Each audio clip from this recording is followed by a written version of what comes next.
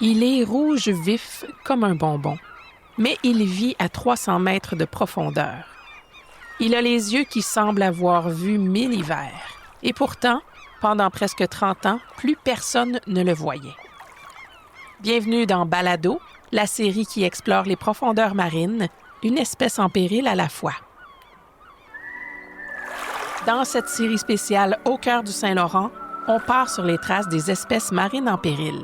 Baleines, poissons, crustacés, toutes ont une histoire à raconter. Et parfois, une enquête à mener. Aujourd'hui, je vous amène à la rencontre d'un revenant. Un poisson qu'on croyait perdu et qui, contre toute attente, est revenu, en force. On va parler du sébaste atlantique. Un poisson bizarre, épineux, presque mythique. Disparu, réapparu, mais toujours classé en péril. Qu'est-ce qui s'est passé dans les profondeurs du golfe Saint-Laurent? Pourquoi est-il revenu? Qu'est-ce que ça veut dire pour l'avenir? Pour le savoir, j'ai mené l'enquête et vous allez m'accompagner. Dans les forêts brumeuses de la côte ouest, les légendes autochtones racontent l'histoire du Glowuxum, le sébaste aux yeux jaunes. Chez les Quixote-Tainuk Aqua-Amish, ce poisson habite un monde sous-marin magique peuplé de créatures mystérieuses. Sur l'île de Skangwai, dont le nom signifie « l'île au sébaste aux yeux jaunes » en haïda, le sébaste était si abondant qu'on disait pouvoir le pêcher par tous les temps. Et maintenant, si on changeait de côte, vers l'Atlantique. Il est rouge ici, très rouge, tellement qu'on l'appelle parfois le poisson-feu. Les pêcheurs, eux, l'appellent le poisson rouge. Il vit si profondément qu'aucun rayon de soleil ne l'atteint. Il a des yeux énormes, un peu comme s'il venait de l'espace. Et pourtant, pendant des années, plus personne ne le voyait. Puis il est revenu, en masse. Je parle, bien sûr, du sébaste atlantique. Pour plusieurs peuples autochtones de la côte atlantique, ce poisson rouge était bien connu. Chez les Micmacs et les Inuits, on raconte que certaines espèces, comme le sébaste, étaient des gardiens des profondeurs. Difficiles à atteindre, mais essentiels à l'équilibre de l'océan. Ces savoirs oraux, transmis depuis des générations, parlaient déjà d'une grande prudence à avoir avec les espèces qui vivent très longtemps. Le sébaste, c'est un poisson pas comme les autres. Il vit dans le noir, il vit longtemps. Il a l'air un peu bizarre et pourtant c'est une star du golfe du Saint-Laurent. Pour mieux le connaître, je suis allée à la rencontre d'un expert. Je m'appelle Dominique Robert, je suis professeur en écologie halieutique à l'Institut des sciences de la mer de l'Université du Québec à Rimouski. Dominique Robert travaille depuis des années sur les poissons de fond et il connaît bien ce drôle de poisson rouge. Bien, tout d'abord, c'est ça, le sébaste, on le surnomme souvent le poisson rouge, hein, quand on va en Gaspésie et puis qu'on parle avec des pêcheurs, ben on parle souvent du poisson rouge. Donc, c'est un poisson, effectivement, qui est pratiquement le seul. Là, c'est un complexe de 2 espèces qui se ressemblent énormément. Puis, c'est à peu près les seuls poissons qui sont rouges dans notre écosystème boréal, contrairement à des écosystèmes tropicaux où le rouge est à la mode. Mais c'est ça, c'est une couleur très voyante. Pas de confusion possible, c'est le seul poisson de fond aussi coloré chez nous. En pleine mer, il est rouge éclatant, rouge-orange, même parfois fluo. Le rouge, dans les grandes profondeurs, ça devient noir. Comme la lumière ne descend pas jusque-là, ce camouflage rend le sébaste invisible. C'est comme porter une cape d'invisibilité. Le sébaste peut vivre plus de 50 ans. Certains individus retrouvés dans l'Atlantique Nord avaient même plus de 70 ans. C'est un des poissons les plus âgés du Saint-Laurent. Les femelles ne se reproduisent qu'après environ 10 à 12 ans. Pas très rapide, mais quand elles le font, elles peuvent produire jusqu'à 300 000 larves. Contrairement à la majorité des poissons, le sébaste ne pond pas d'œufs. Il garde les larves en lui et les relâche déjà formées. C'est ce qu'on appelle une fécondation interne suivie d'une ovoviviparité. Pas mal, non? Mais tout ça, ça vient avec un prix. Il est fragile, très fragile. Et puis, donc, c'est ça. C'est un poisson de taille moyenne, beaucoup plus petit, par exemple, qu'une grande morue, euh, mais dont l'abondance peut être vraiment très importante en tant que poisson de fond. Donc, c'est un poisson qui vit dans un milieu très profond. On parle souvent de 250 mètres et plus. Donc, c'est plus profond que la majorité de nos poissons de fond dans le golfe du Saint-Laurent. Et puis donc, c'est ce qui fait de sorte souvent que les gens les trouvent pas très beaux, hein, ces poissons-là. Il y a même des gens qui les trouvent affreux. C'est que malheureusement pour eux, lorsqu'ils se font remonter à la surface à partir de profondeur comme ça, 200, 250 mètres, 300 mètres, c'est qu'ils n'ont pas le temps d'ajuster les gaz dans leur vessie natatoire. Et puis, ça fait de sorte que en fait, ça les endommage énormément. Donc, ils ont toutes sortes de séquelles comme les globes oculaires qui ressortent carrément là, de leur orbite. Ensuite, l'estomac qui ressort par la bouche aussi. Oui, littéralement, son estomac. C'est un poisson qui ne tolère pas les différences de pression rapide. Donc, c'est pour ça que quand on les pêche, avec un chalut, on pêche dans du 300 mètres, puis on les ramène en seulement 10-15 minutes à la surface. Ben, c'est un poisson C'est un poisson qui fait pas ses paliers de décompression, finalement. c'est ça. Mais ils auraient besoin de le faire comme les plongeurs, justement. Contrairement à d'autres poissons qui n'ont pas ce problème-là nécessairement. Le sébaste est victime d'un barotrauma. Les changements de pression entre le fond et la surface lui causent de sérieux dégâts. C'est pourquoi on ne peut presque jamais le remettre à l'eau vivant. Mais ce poisson étrange cache bien son jeu. Il est fascinant et il intrigue les chercheurs du monde entier. Classé parmi les espèces aquatiques en péril du Canada, et pourtant, il est maintenant presque partout.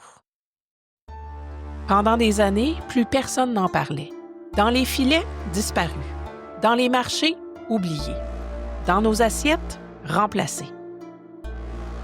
Certains pêcheurs inuits de la Basse-Côte-Nord racontent que dans les années 70, on ne voyait déjà plus les sébastes aux endroits où ils étaient autrefois très abondants.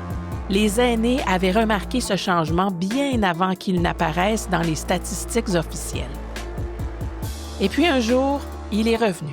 Mais attendez, une espèce classée en péril qui devient soudainement surabondante? C'est un mystère et une énigme pour les scientifiques. Pour en savoir plus, retour à mon entrevue avec Dominique Robert. Donc, sur le sébaste, il y a beaucoup d'aspects qui intéressent les chercheurs parce que on est passé d'une situation où le stock était perçu comme complètement effondré à une situation où c'est devenu l'espèce dominante. Donc, c'est un changement de régime complet. Donc, il y a certaines questions scientifiques où on cherche à comprendre comment certaines cohortes, comment finalement on est capable, avec une biomasse très réduite, de générer autant de survivants pour créer la situation de passer d'une espèce considérée en voie de disparition vers l'espèce la plus dominante là, du fond du golfe du Saint-Laurent, avec seulement 3 cohortes, là, 3 années finalement de production de jeunes poissons. Là. 3 années, 3 cohortes, comme on dit. C'est-à-dire 3 générations de bébés sébastes qui ont survécu et qui ont tout changé. Mais cette explosion de population soulève d'autres questions. Est-ce une bonne nouvelle? Est-ce qu'on a trop de sébastes? Et puis là, ben, sa dominance amène toutes sortes d'autres questions finalement. Quel est son impact en tant que compétiteur, en tant que prédateur sur les autres espèces? Est-ce qu'il y a une cascade trophique? Est-ce qu'il est trop nombreux? Donc, c'est ce qu'on commence à apercevoir. Sa croissance semble complètement arrêtée.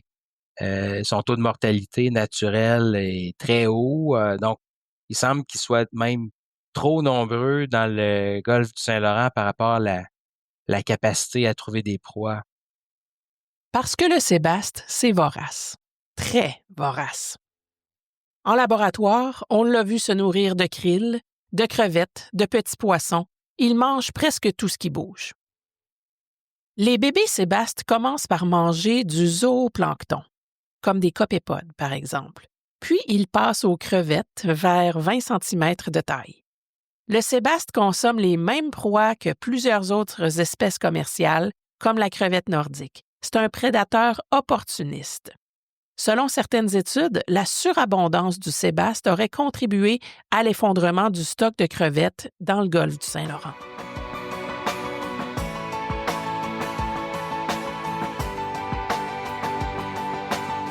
Mais le plus étonnant, c'est qu'il n'a presque pas de prédateurs naturels. Mais le sébaste, lui, est pas mal profond. Il est presque complètement à l'abri du phoque gris, là, qui a quand même une profondeur de plongée maximale, là. Donc c'est ça, il n'y a pas vraiment de prédateur. Donc, en fait, lui, c'est comme s'il se faisait juste compétitionner contre lui-même. Et oui, quand un sébaste meurt, c'est souvent parce qu'il n'y a plus assez de bouffe pour tous les autres sébastes. Le garde-manger est vide, puis on a de la difficulté à trouver à manger, donc il y a une mortalité comme ça qui s'est installée, là. Une mortalité est un phénomène qu'on appelle compétition intraspécifique. Ils se font concurrence pour leur propre survie. Mais alors, pourquoi est-ce qu'il est encore classé en péril? En fait, comment ça fonctionne exactement, tout ce processus de classement des espèces en péril chez nous, dans nos eaux canadiennes? Par rapport aux espèces en péril, c'est des examens qui sont faits par un comité national, le COSEPAC. Lorsque que le comité juge qu'une espèce est sur la mauvaise voie, peut décider d'en faire l'examen. Donc à ce moment-là, on regarde les données, tout ça, on statue. OK, est-ce que l'espèce est en danger? Est-ce qu'elle est en voie de disparition? Il y a plusieurs statuts qui peuvent être donnés. Puis ces statuts-là viennent avec un niveau de protection pour s'assurer finalement de stopper le déclin. Une espèce protégée qui revient, c'est rare, et c'est un casse-tête pour la gestion des pêches. Est-ce qu'on peut la pêcher? Combien? Qui aura le droit de le faire? Ce sont des décisions complexes entre science, politique, économie et parfois tension. Mais une chose est sûre, le sébaste est bel et bien revenu et maintenant, il faut apprendre à vivre avec lui.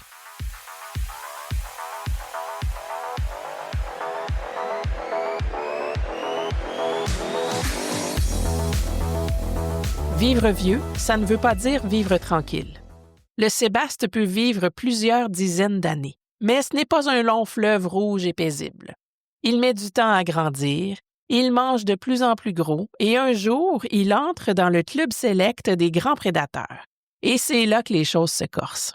Donc, un sébaste, puis ça, on l'a étudié en partie dans mon laboratoire, là aussi.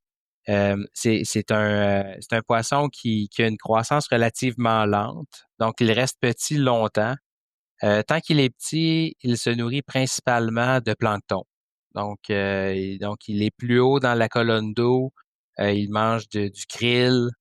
Il mange des copépodes. Donc, vraiment du plancton, du gros plancton, mais quand même du plancton. Tout petit, le sébaste flotte dans la colonne d'eau. Il est discret. Il grignote du zooplancton. Mais à mesure qu'il grandit... Et puis, à une taille d'environ c'est un petit peu plus que 20 centimètres, c'est là où là, il change de régime alimentaire, puis il commence à incorporer de plus en plus de crevettes. Donc, on a conclu là, qu'il y a deux espèces de crevettes qui semblent être les deux préférées. C'est la crevette blanche, qui est une crevette méconnue ici au Québec, qui est une crevette qui nage là, entre deux eaux. Et puis il y a la crevette nordique, qui est une espèce commerciale qu'on connaît puis qu'on aime manger. Donc le sébaste s'intéresse lui aussi beaucoup à cette espèce-là. Le sébaste adore la crevette nordique, qu'on pêche aussi pour la consommation humaine. Il y a donc concurrence. Quand les populations de sébaste explosent, la pression naturelle sur les stocks de crevettes devient énorme. C'est l'un des facteurs de leur déclin dans le golfe du Saint-Laurent. Puis en plus, la crevette, elle est super importante pour plein d'autres mondes dans l'écosystème. Soit dit en passant, la crevette nordique, ben c'est une espèce qu'on pourrait qualifier de fourragère, donc une espèce qui sert de proie pour beaucoup de poissons de fond là, en particulier, qui se spécialisent au moins dans une phase de leur vie sur la crevette nordique, là. Donc c'est pas seulement le sébaste, mais c'est le flétan du Groenland, c'est la morue franche aussi, c'est le même l'aiguillat noir, hein, un petit requin du fond du Golfe. Là, la crevette nordique est une proie commune pour un grand nombre d'espèces de poissons de fond. Le problème, c'est lorsqu'un un contingent aussi grand là, que nos cohortes de sébaste arrive à ce stade-là où ils mangent de la crevette, c'est que là, il y a une pression énorme qui est mise sur cette ressource-là.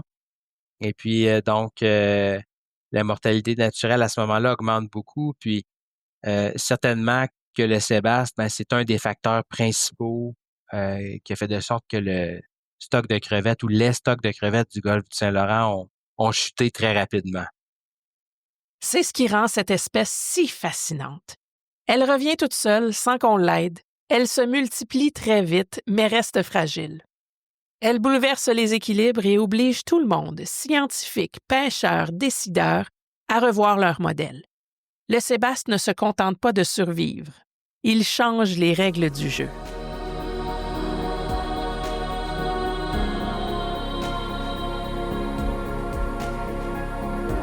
Quand une espèce est en péril, on agit vite, on baisse les quotas, on arrête la pêche.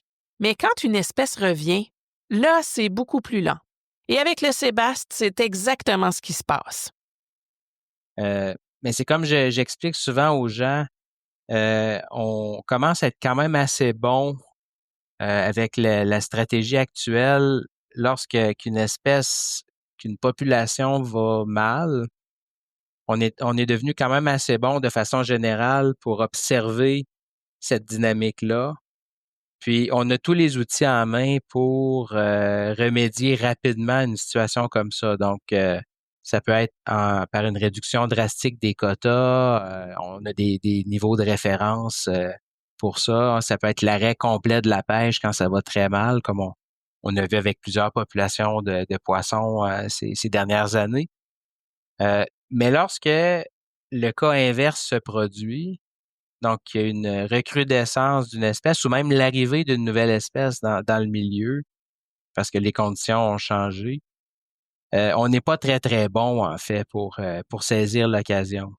Donc, on le voit avec le sébaste, là, tu sais, c'est un cas où finalement, c'est toujours plus prioritaire, j'ai l'impression, pour un organisme comme le COSEPAC de s'assurer que les espèces où il y a des problématiques, on doit les évaluer puis nous assurer qu'on stoppe la problématique le plus rapidement possible. Mais quand ça va mieux, c'est moins prioritaire de réévaluer ces stocks-là.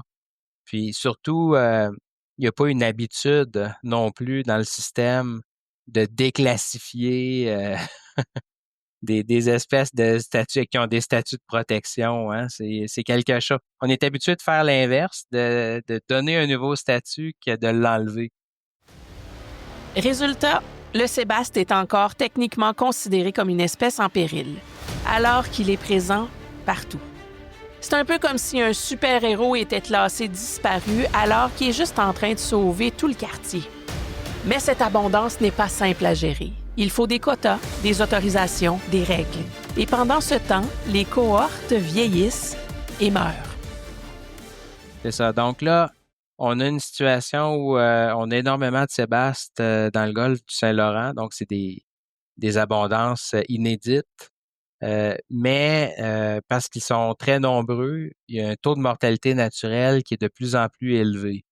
Donc, ce que ça veut dire finalement, c'est que si on ne le pêche pas, qu'on n'en profite pas, il va disparaître. Ces cohortes-là, ces grosses cohortes-là vont disparaître quand même. Alors, faut-il le pêcher, le protéger, les deux? Changer le statut officiel d'une espèce comme en péril, ça peut prendre des années, même si les stocks changent rapidement. Dominique Robert le dit, fermer la pêche, ça va vite. L'ouvrir, beaucoup moins. C'est comme poser une clôture, mais hésiter longtemps avant de la rouvrir. Les quotas actuels pour le sébaste sont très bas. Même si on pêche ce qui est permis, ça ne change rien à la dynamique de la population. La vraie question devient comment on cohabite avec une espèce imprévisible, abondante, mais vulnérable. Le sébaste est revenu par surprise. Il a peut-être gagné une bataille contre l'oubli. Mais le combat n'est pas terminé. Et ce n'est plus une affaire de scientifiques seulement, c'est une affaire de société. Et c'est ce qu'on va explorer dans la suite.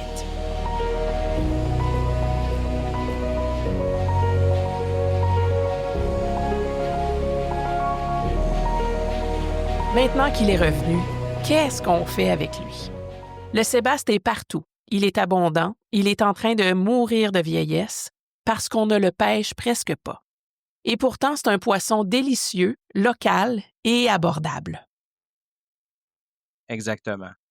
Donc, ça vaut la peine de tenter d'en profiter. Puis, on parle souvent de développer des marchés à l'échelle du Québec pour les ressources maritimes que notre industrie au Québec prélève. Puis c'est toujours difficile parce que on pêche des espèces qui ont une valeur commerciale élevée. Donc, les gens ne sont pas assez riches pour pouvoir s'acheter, par exemple, du flétan de l'Atlantique à chaque semaine, là, ou c'est pas pensable de faire ça. C'est des poissons qui coûtent trop cher. La même chose avec le homard ou le crabe des neiges. Ça demeure un repas un peu de luxe finalement par rapport au ménage moyen.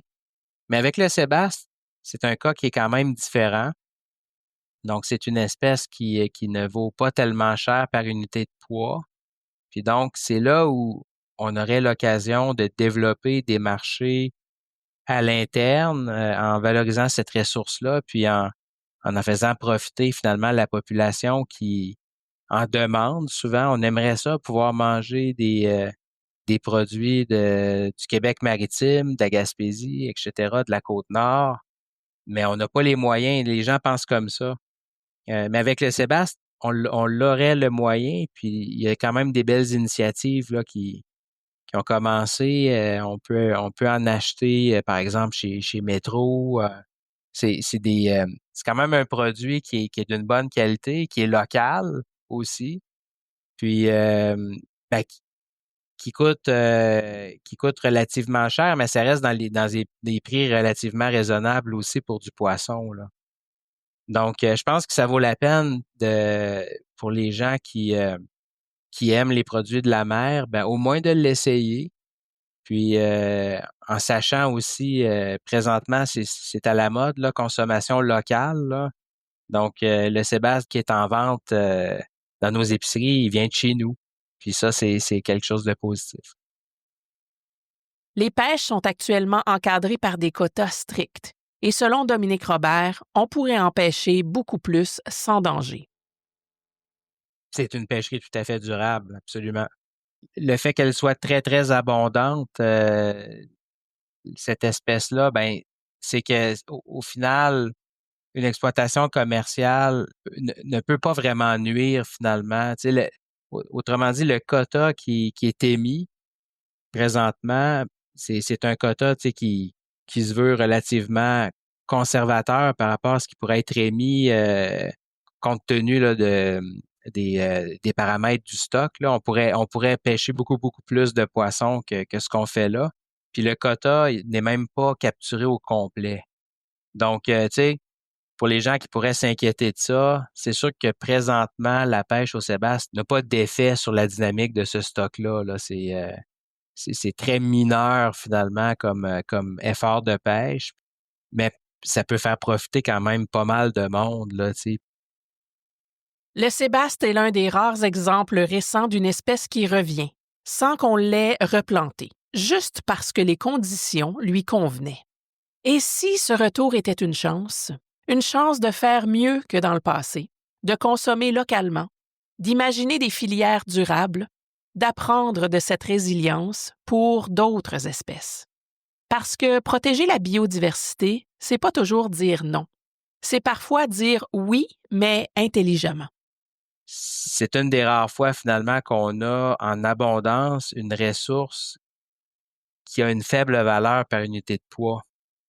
Donc, profitons-en, puis consommons localement plutôt que d'importer du tilapia ou d'autres poissons de mauvaise qualité. Le sébaste est peut-être le poisson le plus incompris du Saint-Laurent. Mais aujourd'hui, on sait plus de choses sur lui. Et ça, c'est déjà un grand pas. Ben, le sébaste, là, c'est une belle figure de cas, comme quoi tout peut arriver, là. Donc, il n'y a pas personne qui avait prédit un retour du sébaste. J'en connais pas personne. Puis, il n'y aurait pas vraiment eu de raison de prédire son retour plus que celui de la morue ou d'autres poissons. Donc, mais ça s'est produit. Donc, c'est ça. Ça va continuer, ça va continuer comme ça. Après le sébaste, il y aura autre chose, mais on ne sait pas c'est quoi. L'écosystème continue, lui, de fonctionner. Puis, à chaque fois, selon les conditions environnementales, ben il y a des gagnants, il y a des perdants là-dedans. Puis, nous, de notre côté, ben il faut qu'on tire notre épingle du jeu. Mais c'est ce qui est pas facile à faire, hein, c'est d'être capable de saisir les occasions au bon moment tout en prenant soin de l'environnement. Merci d'avoir été avec nous pour découvrir le sébaste, ce survivant inattendu des profondeurs. Un grand merci à Dominique Robert, professeur à l'Institut des sciences de la mer de Rimouski, pour ses explications, ses recherches et sa passion contagieuse. Et à vous, merci pour votre curiosité, parce que c'est en s'informant et en posant des questions qu'on change les choses. Toutes les infos supplémentaires, les liens, les sources et les ressources sont dans le descriptif de cet épisode. Ce balado est une production de Balado et de Jeunesse maritime du Saint-Laurent avec l'appui du Programme d'intendance de l'habitat pour les espèces aquatiques en péril de Pêche et Océan Canada. Montage et réalisation Tommy Goupil et je suis votre animatrice Lynne Morissette. Si vous croisez un poisson rouge à gros yeux dans votre assiette, vous saurez maintenant que c'est une belle histoire de retour. À bientôt pour un prochain épisode.